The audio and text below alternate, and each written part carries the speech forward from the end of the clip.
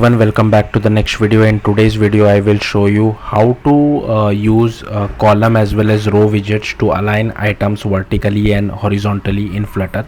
So here is the output. So here you can see I have text1 and text2 which are in horizontal fashion, and text3 which is in vertical as compared to text1 and text2.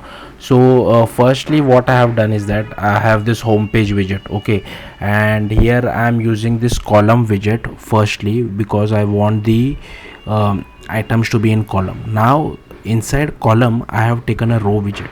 Now if you see, it takes an array of widgets, so it can be anything. So here I'm just passing two text widgets. That's why you are seeing these two text widgets in row, like in horizontal fashion with respect to each other.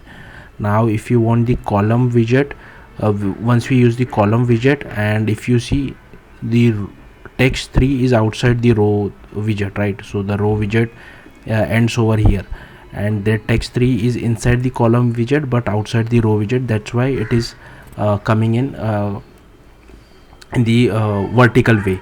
So yeah, that's how you can align items vertically and horizontally in Flutter. Yeah, thank you for watching. Bye.